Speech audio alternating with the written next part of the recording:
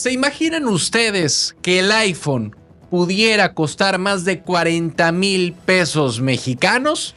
Bueno, y es que Apple tuvo que mover iPhones como si fueran droga, prácticamente en aviones de carga directo desde la India para evitar un castigo económico brutal de Estados Unidos. Pero lo más loco es que todo esto pasó porque Estados Unidos estaba pegando un tiro en el pie, literalmente. Y sí, Donald Trump anunció unos aranceles salvajes del 125% a productos hechos en China. Pero cuando se dio cuenta de todo el desastre que venía, pues mágicamente perdonó a los celulares y las computadoras. ¿Por qué?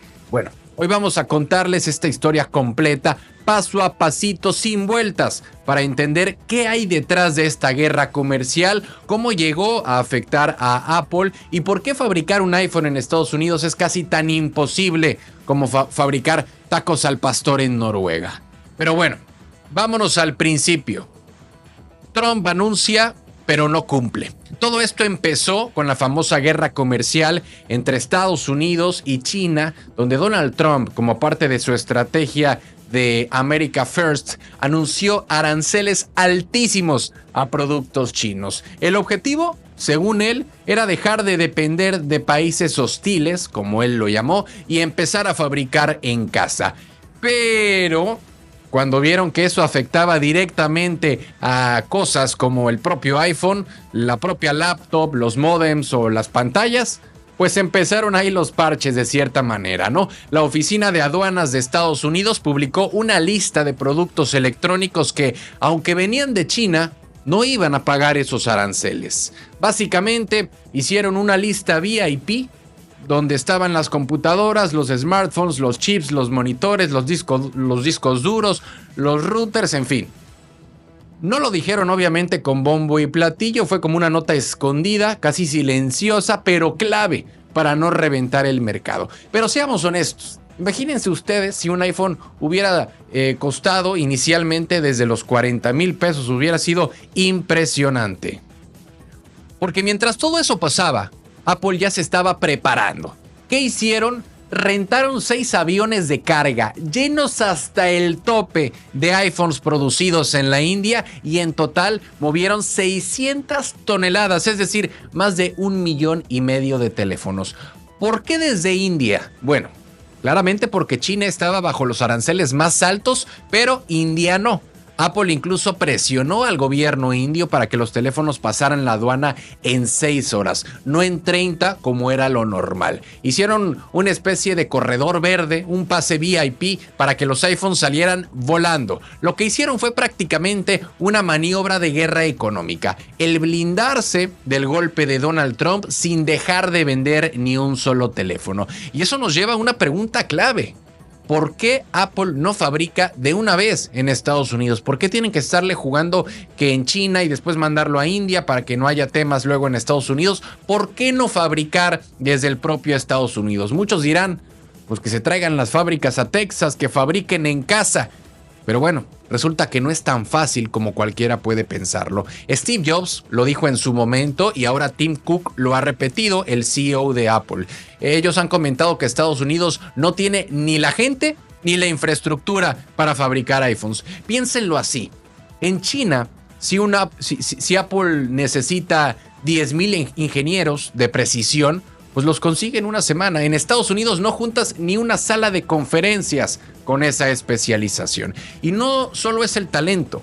Las fábricas en China llevan décadas perfeccionando el cómo hacer estos productos a escala. De hecho, hay proveedores de piezas, maquinaria de ensamblaje, empresas que hacen solamente pantallas, otras empresas que solo hacen cables, otras que solo ensamblan, y todas estas empresas pues están a 2 horas de distancia. En Estados Unidos es imposible. Simplemente no existe ese ecosistema. Además, el hecho de producir un iPhone en Estados Unidos sería entre 4 y 5 veces más caro. Solo por eso, el precio final podría llegar a los $2,300. Un suicidio comercial. Y aquí es donde está la gran paradoja. Porque Estados Unidos quiere dejar de depender de China, pero Estados Unidos no tiene con qué sustituirla. Ni la gente, ni las fábricas, ni los costos. Por un lado, Donald Trump dice, produzcamos aquí, produzcamos lo hecho en Estados Unidos, pero Apple responde, ¿con quién? ¿Cómo? ¿A qué precio? Así que por ahora lo que hicieron fue quitar discretamente los aranceles a los productos más sensibles porque sabían que si los dejaban, el golpe sería directo al consumidor. Y hoy China sigue fabricando, India gana terreno y Estados Unidos sigue intentando el no dispararse en el pie. Y mientras tanto, ustedes y yo seguimos usando un iPhone ensamblado a miles de kilómetros, pero pagando en dólares como si nada pasara. Y bueno, en las noticias nacionales, ¿sabían que México acaba de decir no reconocemos al nuevo presidente de Ecuador? Y que Claudia Sheinbaum básicamente dijo con Daniel Noboa ni a la esquina. Y es que aunque Daniel Noboa acaba de ganar las elecciones en Ecuador, el gobierno mexicano ya le cerró la puerta. Y no solo eso, Claudia Sheinbaum lo acusa de haber invadido la Embajada de México, de haberse robado a un perseguido político y de haber ganado con trampa. Pero ¿qué tanto de esto es defensa diplomática y qué tanto es revancha política? Vamos a desmenuzarlo en los próximos minutos porque hay que recordar que este fin de semana que acaba de pasar, Daniel Noboa fue reelegido presidente de Ecuador para el periodo 2025-2029. Y luego de felicitarlo, como suele hacerse en la diplomacia, Claudia Sheinbaum se lanzó directito.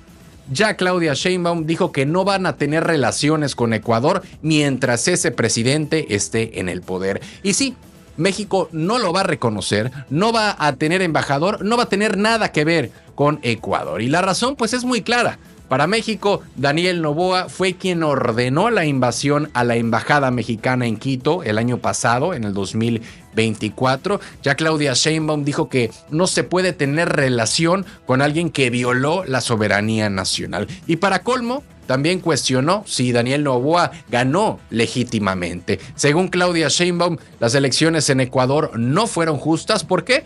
Porque Noboa nunca pidió licencia de su cargo mientras hacía campaña. Es decir, fue presidente y candidato al mismo tiempo.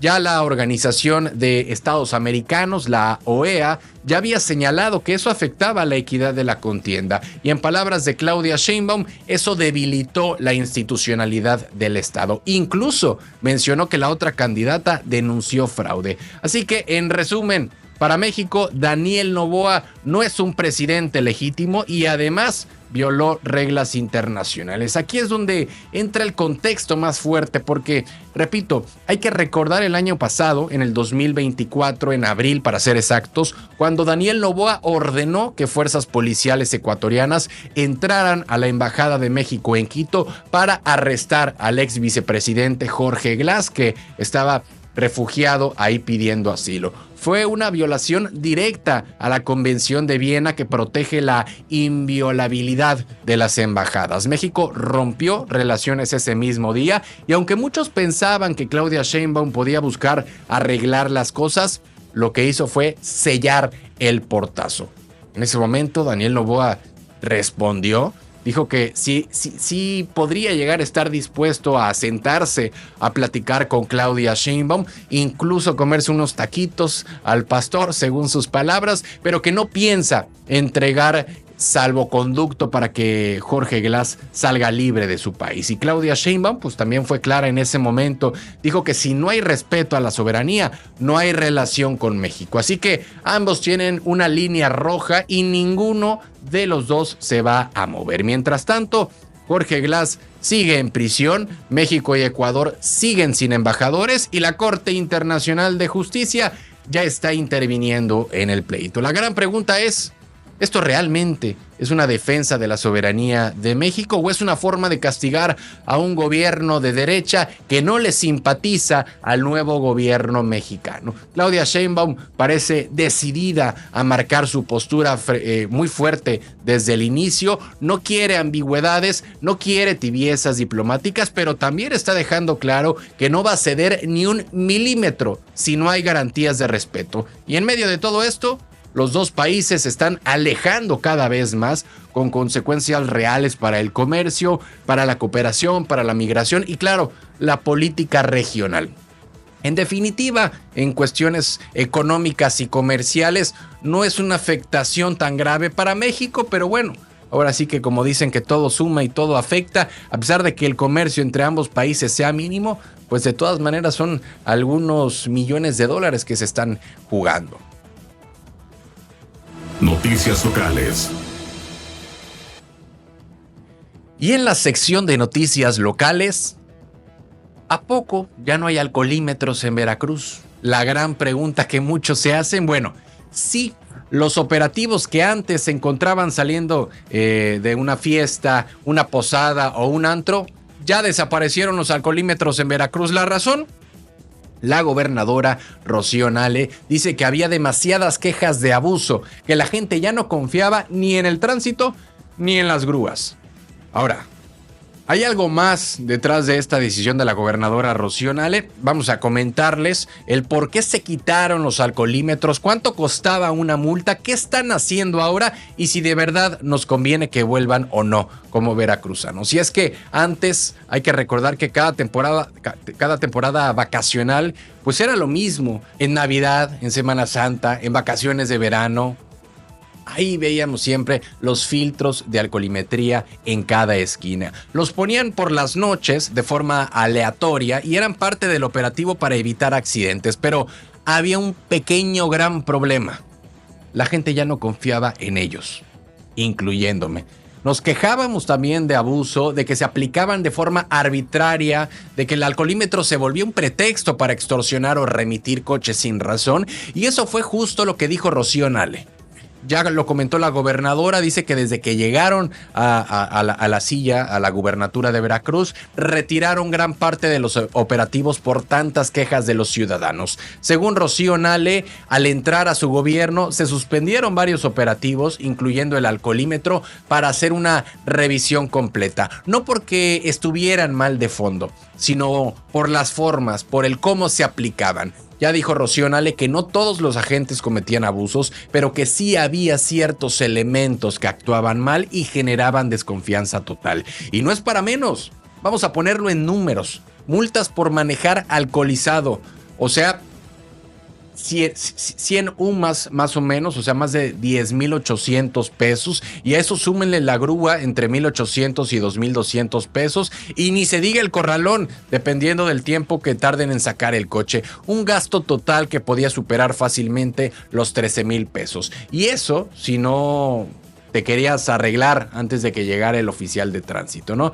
Pero si ya no hay alcoholímetros, ¿qué hay en su lugar? Según la gobernadora, el enfoque cambió hacia la tecnología y la prevención. En ciudades como Jalapa, por ejemplo, ahora se apoyan más con cámaras de seguridad y protocolos de buen comportamiento entre los policías y los agentes de tránsito. También dijo Rocío Nale que trabajan junto a la Protección Civil para promover una cultura de prevención. O sea, en lugar de ponerte un filtro, te piden que no manejes si tomaste. Sí, suena bonito, pero también muchos pensarán, ¿y eso realmente funciona en México o funciona en Veracruz? Bueno, Rocío Nale no descarta que regresen los alcoholímetros, pero solo bajo ciertas condiciones. Dijo que si vuelven, van a volver con cámaras corporales en los chalecos de los elementos, es decir, cada agente que aplique el operativo tendrá que estar grabando todo para que no haya margen de corrupción ni margen para los abusos. También está en coordinación con el nuevo secretario de Seguridad, Alfonso Reyes Garcés, para asegurar que los operativos que regresen lo hagan de forma limpia, lo hagan de una forma transparente y controlada. El objetivo, pues, es recuperar la confianza en las instituciones, porque sí, evitar accidentes es importantísimo, pero hacerlo sin que parezca una cacería también lo es. Esta suspensión de alcoholímetros en Veracruz no fue una ocurrencia, fue una decisión que buscó evitar abusos, pero que también abrió un debate donde algunos pueden preguntarse si realmente puede llegar a funcionar un modelo sin operativos visibles o si se puede llegar a confiar en la tecnología y la cultura vial. O más bien, los operativos veremos si eran necesarios pero mal ejecutados. Hoy la prioridad del gobierno veracruzano es no volver a caer en las prácticas que desgasten la confianza ciudadana.